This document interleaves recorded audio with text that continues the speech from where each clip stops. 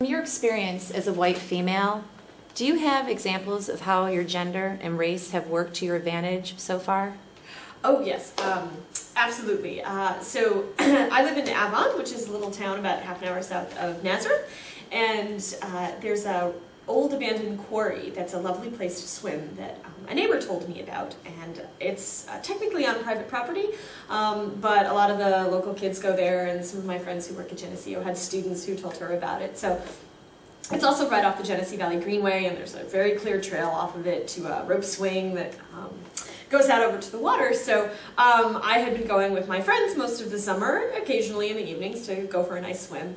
And my dog has some hip problems, so swimming is really good for him. So it was a really, really hot afternoon in the summer, and instead of going at night, I thought I'd go in the middle of the day. So I went down and I took the dog swimming, and when I got out, the Livingston County Sheriff was waiting for me. Apparently one of the workers at the quarry had seen me and had called it in. So the quarry has a new owner who's much more strict about trespassing. And so they were sort of, anyway, I decided that I didn't really want to be arrested because that's Dr. Murray's job to get arrested.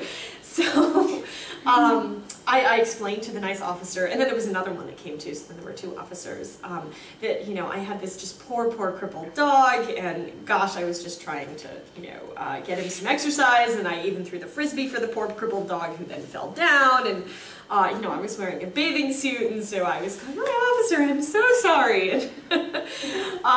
Eventually we had to wait for a third officer to show up, and so I was chatting with the gentleman, and I was asking them how their computer in their car works, and we got talking about dogs, and then we all got talking about the new quarry owner, and how there were kids that came down, and I was sure that I mentioned to them that I was a professor, and that I taught at Nazareth, and I wasn't there to cause trouble. And by the end of this conversation, they were apologizing profusely to me for having wrecked my fun, and they had all taken out their cell phones to show me photographs of their dogs, and were giving me suggestions as to other places that I could find to swim my dog.